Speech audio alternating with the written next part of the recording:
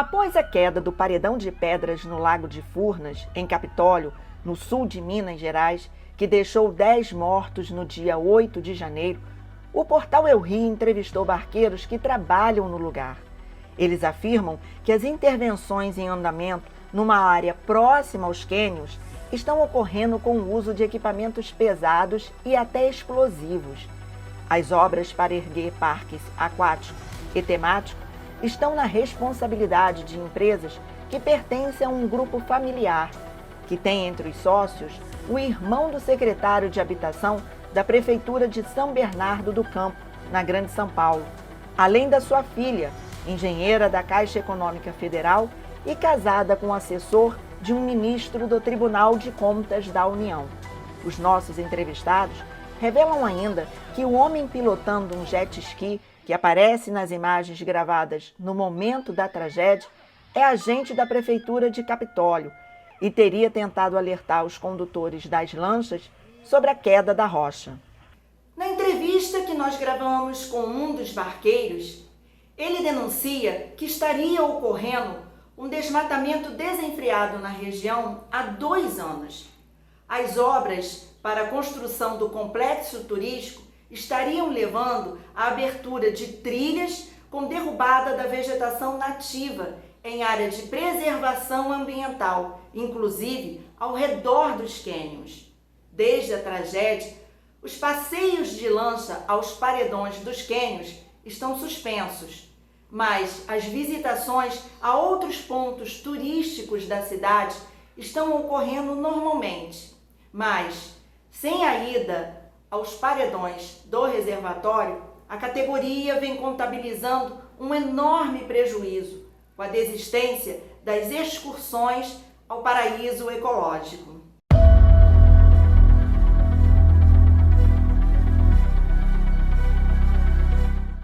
A Defesa Civil ela emite um alerta, mas quando ela emite um alerta aqui para a região ou para qualquer estado, vamos dizer aqui, né, que a gente trabalha aqui, quando ela emite um alerta é para as cachoeiras, os complexos, que nem tem os complexos da Capivara, ou Vikings, esses locais eles têm que ser fechados por conta de tromba d'água, né, que é perigoso e às vezes tem as pessoas nadando nas piscinas naturais.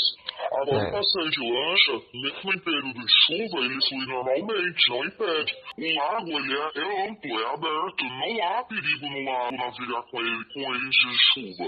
Né? Não é que nem no mar, que tem onda, essas coisas. A única parada que a gente faz que tem cachoeira é os cânions. E quando tá com tromba d'água, a gente entra normalmente dentro dos cânions, mas a gente não chega próximo à cachoeira. O pessoal tira foto de longe. O Rodrigo, ele era um marinheiro com nível 3 na água. O que quer dizer um nível 3? Poucos que tem. São poucos que tem aqui. A gente tira primeiro a MAF, né?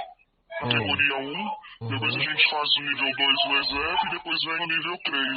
Ele tinha um nível 3 e são poucos que tem na água aqui. Isso da Marinha, é o curso da Marinha. Isso, curso da Marinha. Ele era super responsável. O Rodrigo era super responsável. Entendi. Então, assim... O que pode ter acontecido? O que você acha que aconteceu? O barulho da cachoeira não deixa, interfere demais pra gente escutar, entendeu? O que até o próprio pessoal tá comentando dentro da lancha, às vezes as pessoas falam comigo na lancha, e eu não escuto o que eles estão falando. E outra, a gente tá tão atento em fazer a manobra, porque a cachoeira tá forte, e a lancha, porque a gente tá na água, mas não tem a mesma estabilidade que um carro. Parou o carro e ele fica parado. Entendi. A lancha continua se movimentando, então a gente tá com atenção ali pra manobra, né? O pessoal quer tirar as fotos, e outra, tem a capota também tampa a nossa visão. Ele tava fazendo a manobra, a hora que a outra lancha sai e rela nele, ele tava fazendo a manobra de ré pra sair. Tem muitos motor que não obedece. Não responde de imediato quando você engrena a lancha. Você põe a ré e ela demora para responder. Ou ela pode ter morrido, porque ele estava numa lancha Optimax, motor de 2 tempos, o que acontece às vezes da lancha apagar. Rodrigo, eu jamais ele, em sã consciência, ele sabendo de risco se tinha, se tivesse emitido um alerta, olha, tá proibido entrar, tal. Se tivesse um monitoramento e tivesse sido passado para nós que era proibido entrar ali, que estava correndo risco, ninguém ia entrar.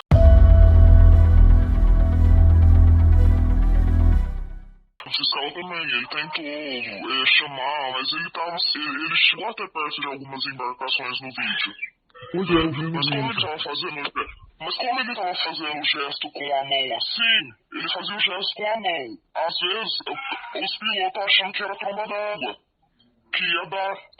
Porque Entendi. aquela cachoeira não estava com a queda de tromba d'água. Então, às vezes, estava sinalizando que ia vir uma tromba d'água, entendeu?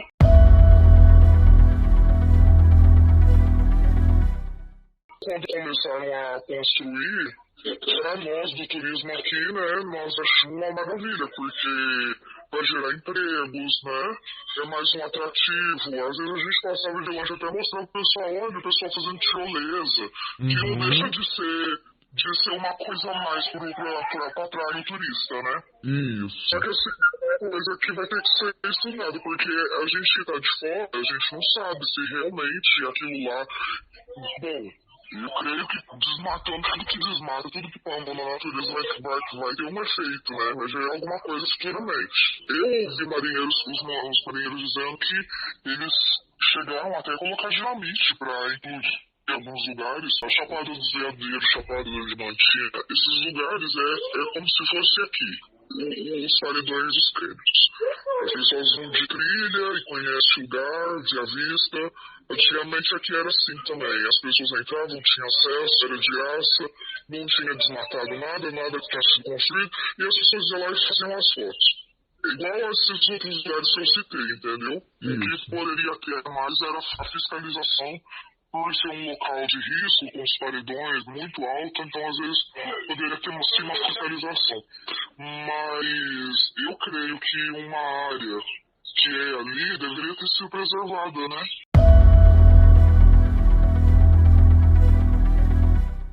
Nos pontos de paradas para banho tem que ter salva-vida. A gente vai na praia e tem salva-vida.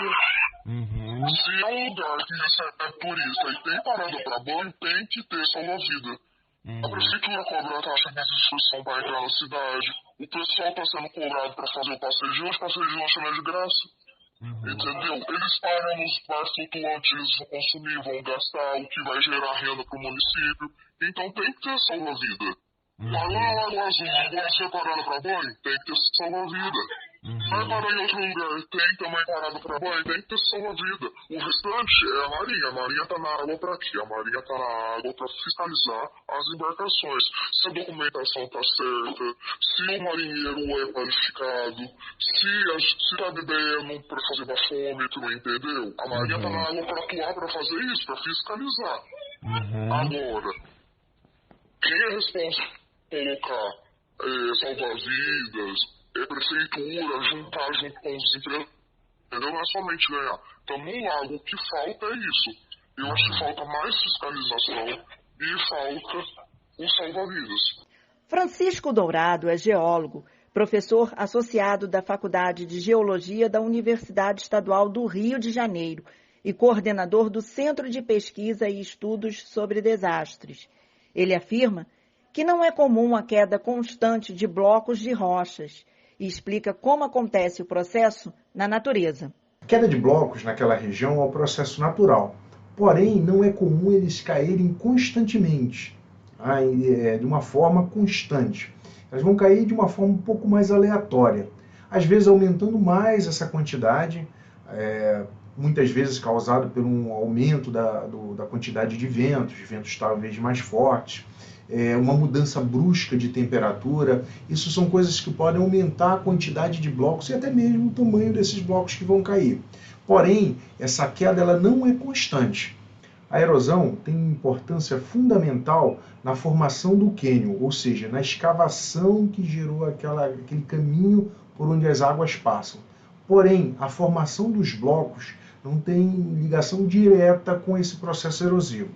Quem forma esses blocos é a geologia estrutural, as falhas que são formadas por esforços de compressão e de extensão daquela região. Um outro fator que pode aumentar o número de queda de blocos ali naquela região é a elevação da poropressão dentro das fraturas. O que é a poropressão? É a pressão exercida pela água dentro de cada fratura daquela. Isso pode aumentar a chance dos blocos caírem. O que faz o aumento dessa poropressão? O que causa esse aumento? É a elevação do nível do lago formado a montante acima da queda d'água. O aumento de chuvas com certeza contribui para a elevação do nível de águas.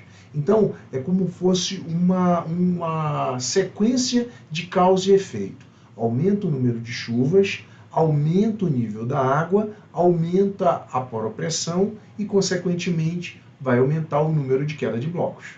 Vários fatores são utilizados para calcular a distância que um bloco desse pode atingir em relação à base do paredão. Por exemplo, a altura do paredão, o tipo de material que está caindo, o tamanho desse material, todos eles são levados em consideração nesse cálculo. Então, para a gente afirmar com certeza qual uma distância segura que as lanchas têm que tomar em relação ao paredão, estudos mais detalhados têm que ser feitos, como, por exemplo, saber o tamanho máximo que um bloco desse pode atingir. O material a gente já sabe, que é um arenito, então eu sei qual é a densidade, qual é o peso que ele pode ter. Então, todos esses fatores têm que ser levados em consideração antes de se estabelecer essa distância mínima de segurança. Dourado fez uma avaliação da região a partir de imagens aéreas e não encontrou indícios de uso de maquinários pesados próximo aos cânions. Fotografias aéreas da região, assim como imagens de satélites mais recentes, também não mostram nenhum tipo de empreendimento naquela região que demandasse um maquinário pesado. Com certeza, se houvesse algum tipo de empreendimento ali nas proximidades que demandasse o uso de equipamentos pesados ou algum tipo de percussão, batidas com uma intensidade muito forte, esse tipo de trabalho poderia gerar algum tipo de problema, agravando a questão da geologia estrutural, da formação de blocos. Mas eu friso que nas imagens de satélites e fotografias que eu encontrei, nenhuma delas apresentava nenhum tipo de empreendimento ou de ação que demandasse esse tipo de trabalho. As empresas envolvidas no empreendimento integram um grupo econômico composto por sócios que revezam os seus nomes em diversos CNPJs desde o ano de 2007. A Cânions Minas Empreendimentos de Turismo, que anunciou a construção dos parques aquático e temático em 2019, fica localizada no município mineiro de Frutal.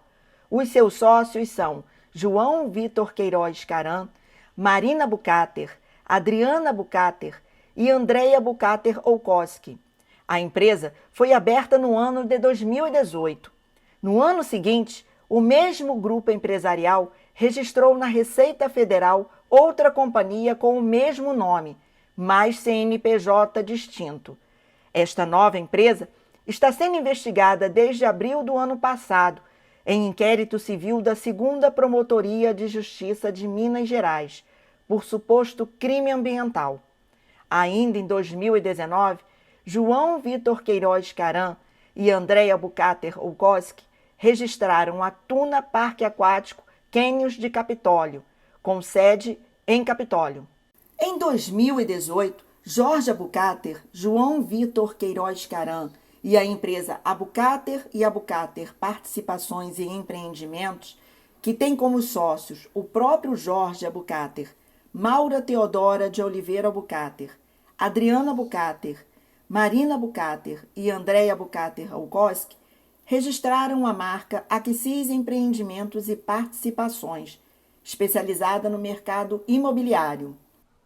As movimentações de CNPJs entre familiares tiveram início bem antes do empreendimento em Capitólio ser anunciado. A empresa Grandes Lagos Internacional Turismo foi aberta em 2007. No seu quadro de sócios figuram os nomes de Jorge Bucater e da Bucater e a Bucater Participações em Empreendimentos.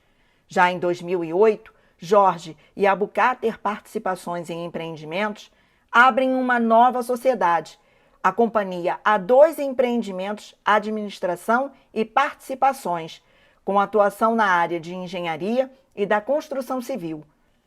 Em dezembro de 2019, a Polícia Militar do Meio Ambiente do município de Frutal registrou uma ocorrência contra a A2 Empreendimentos por crime ambiental.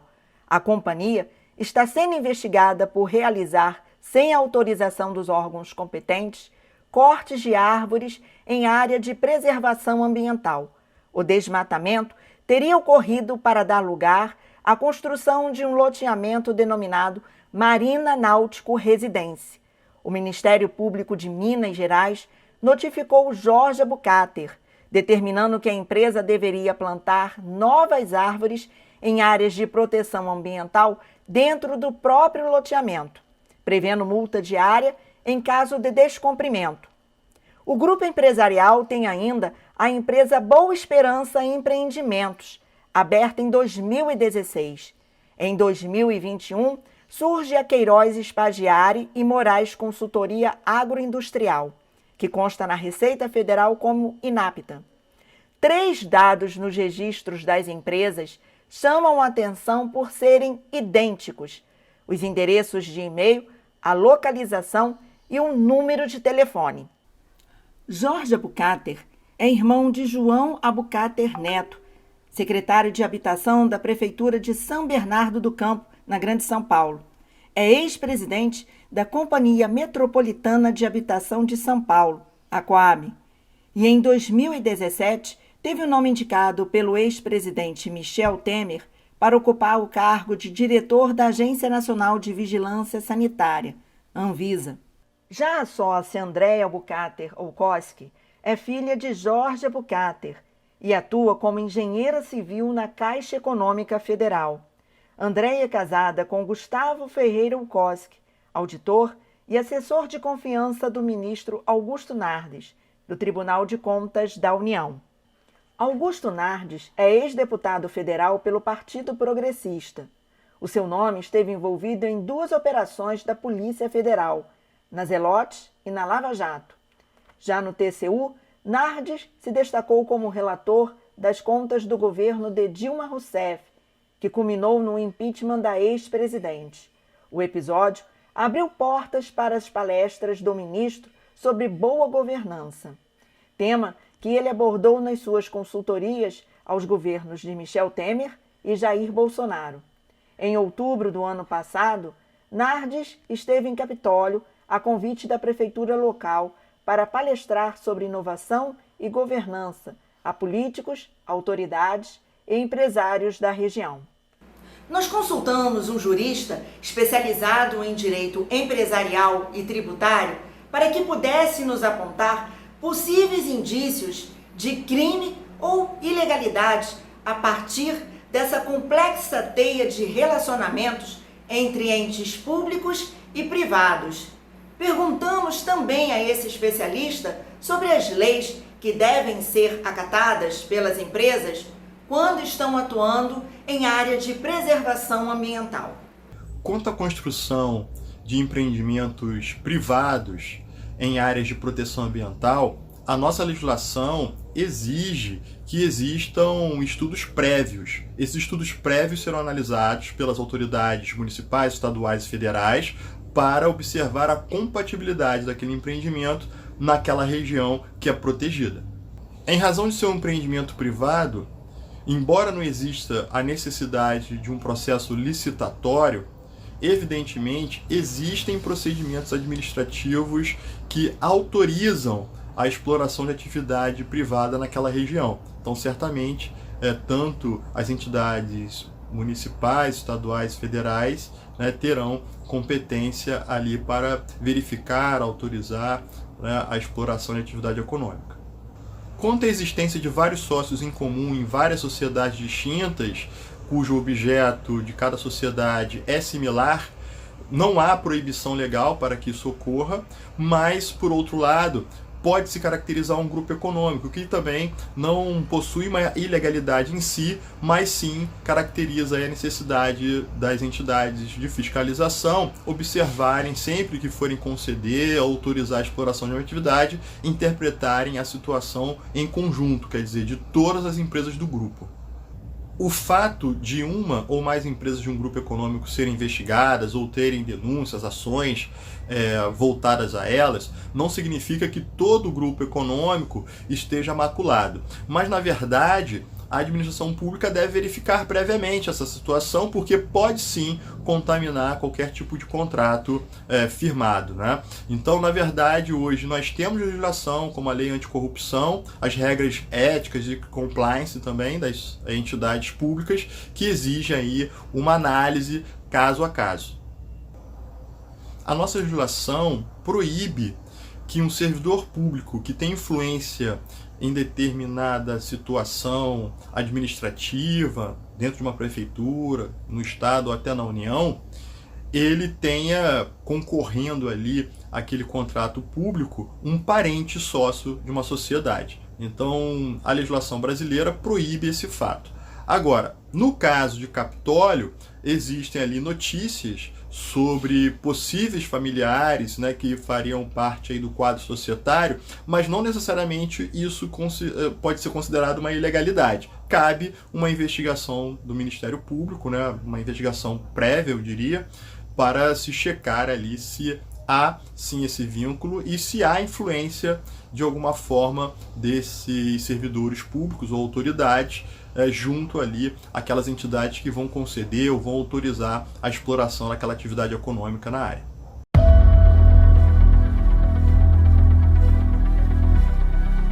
A Polícia Civil de Minas Gerais informou que as investigações estão em andamento. 20 pessoas, incluindo vítimas e testemunhas, já prestaram depoimentos. A Marinha do Brasil não respondeu aos nossos questionamentos. Nós entramos em contato com o gabinete do ministro Augusto Nardes. Por e-mail, questionamos se a sua gestão tem conhecimento da ligação dos empreendimentos da mulher do seu assessor, Gustavo Ferreira Ukoski, com o município de Capitólio. Perguntamos também se o ministro vem acompanhando as investigações da tragédia na área dos cânions e se o convite da Prefeitura de Capitólio para ele palestrar para autoridades e empresários da região teve a intervenção do assessor. Nenhuma das nossas perguntas foram esclarecidas pelo gabinete do ministro. Procuramos o auditor do TCU, Gustavo Ferreira Ukoski, e a sua mulher, Andréia Abucater Ukoski, sócia nas empresas Cânions de Minas Empreendimentos de Turismo, Tuna Parque Aquático Cânions de Capitólio, Abucater e Abucater Empreendimentos Imobiliários, mas o casal não retornou aos nossos e-mails. A Secretaria de Habitação da Prefeitura de São Bernardo do Campo e o secretário João Abucater Neto também não nos retornaram. O secretário de Turismo de Capitólio, Lucas Arantes, esclareceu circunstâncias envolvendo o desmoronamento da rocha. Segundo ele, no dia da tragédia, não houve registro de cabeça d'água. Informou que a Polícia Civil está investigando se há relação entre o ocorrido e as obras no local. Lucas nega ter conhecimento do uso de explosivos e equipamentos pesados na área dos empreendimentos. O secretário afirma que o Parque Mirante dos Cânions entrou com pedido de alvará de localização na Prefeitura, seguindo os processos legais para a instalação da empresa no município. O secretário confirma também que a Prefeitura conta com agentes de fiscalização náutica treinados pela Marinha para atuarem no Lago de Furnas e que o homem que aparece pilotando um jet ski nas imagens gravadas pelos turistas na hora do acidente é um dos seus fiscais. Ao empresário João Vitor Queiroz Caran, sócio das empresas Cânions de Minas, Tuna Parque Aquático e Aquesis Empreendimentos, pedimos esclarecimentos sobre as denúncias de desmatamento e uso de equipamentos pesados próximo aos cânions e também sobre a ação de crime ambiental impetrada pelo Ministério Público de Minas Gerais, envolvendo a empresa Quênios de Minas. João Vitor nos informou através da sua secretária que a empresa deve emitir na próxima semana uma nota oficial sobre os laudos geológicos que estão sendo feitos pela sua própria empresa e pela Justiça na área dos quênios. Na primeira nota emitida pelo grupo empresarial, nos dias seguintes à tragédia, a empresa nega o uso de técnicas invasivas no local, como batistaca e explosivos. Ressalta ainda que as obras estão cumprindo a legislação e sendo fiscalizadas por órgãos competentes, e que as atividades não estão impactando nas rochas da encosta como a que se desprendeu. Tentamos falar com os sócios Jorge Abucater, Marina Abucater, Adriane Abucater e Maura Teodoro de Oliveira Abucater através dos contatos das suas empresas informados nos registros da Receita Federal e através da assessoria de comunicação da empresa Grandes Lagos, mas também não obtivemos retorno. No dia 13 de janeiro, os barqueiros do Lago de Furnas se reuniram para homenagear as vítimas da tragédia do 8 de janeiro, o mês que era para celebrar o retorno do turismo à cidade, ficou marcado pelas lágrimas e as lembranças tristes.